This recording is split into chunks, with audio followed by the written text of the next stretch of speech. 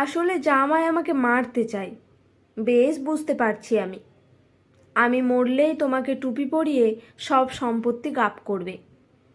আমার ওপর দিয়ে সব চালিয়ে নিলে কিছু তো বোঝার চেষ্টাই করলে না।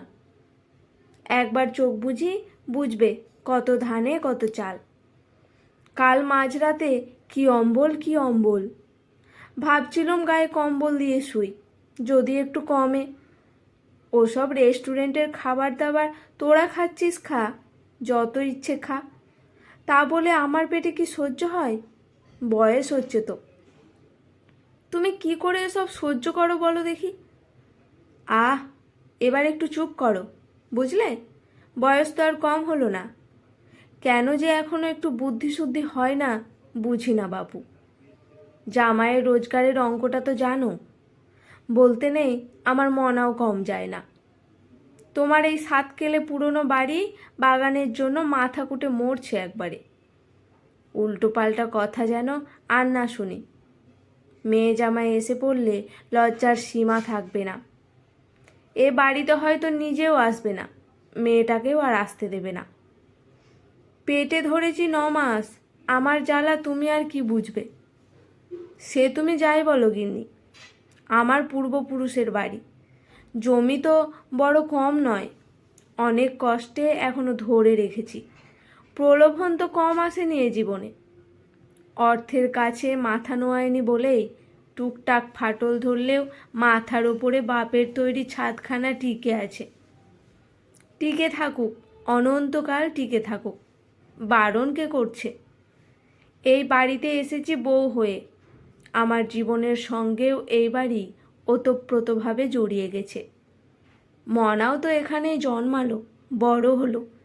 মেয়ের কি এই বাড়ির প্রতি কম মায়া? তুমিই শুধু বুঝতে পারো না। কাল রাতে অমন লোভীর মতো খেতে গেলে কেন?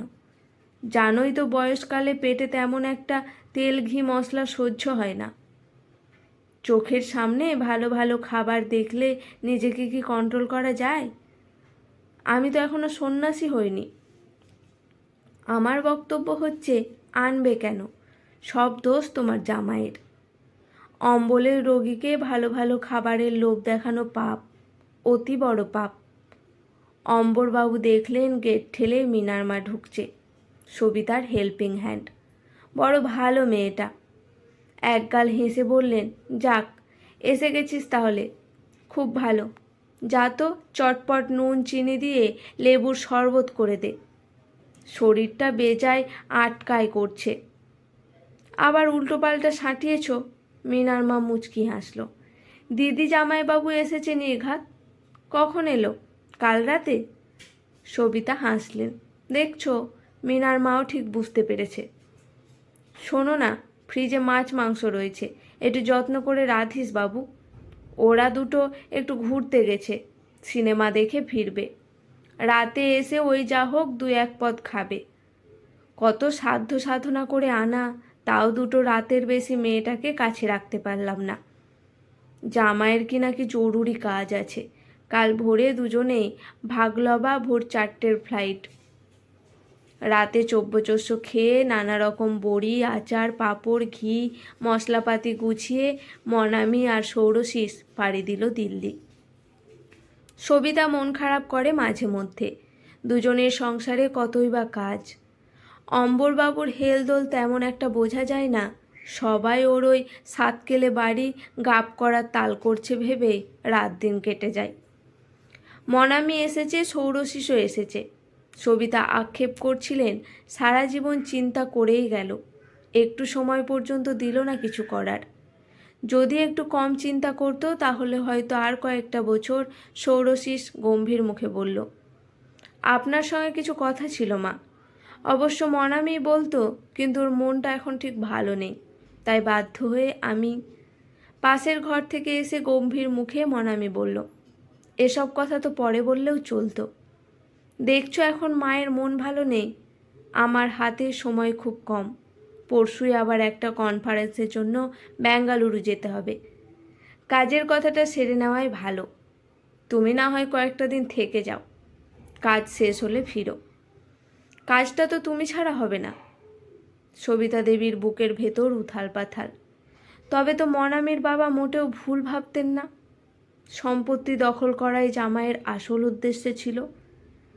এত ভালোবাসতেন তিনি ষোড়শীষকে, তার কি এই প্রতিফল?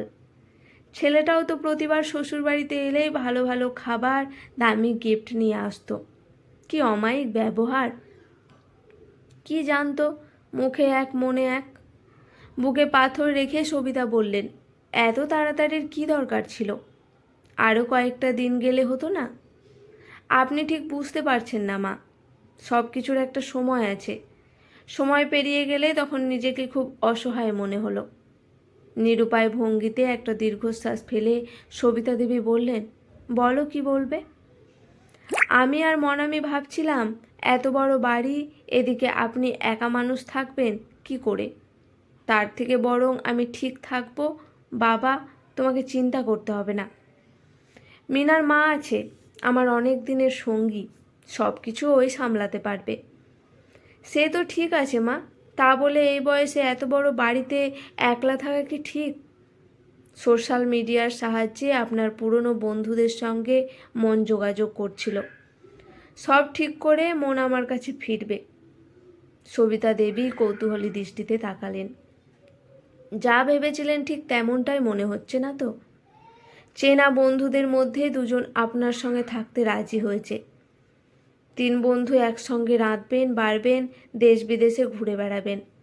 অসুস্থ হলেও চিন্তা থাকবে না, কেউ না কেউ ফোন করলে পরিষেবা দরজায় হাজির। আমার আসার আগেই প্রয়োজনীয় চিকিৎসা শুরু হয়ে যাবে। দিনের শেষে আপনাকে ভালো থাকতে হবে মা, তবেই তো আপনার উত্তর প্রজন্ম ভালো থাকবে।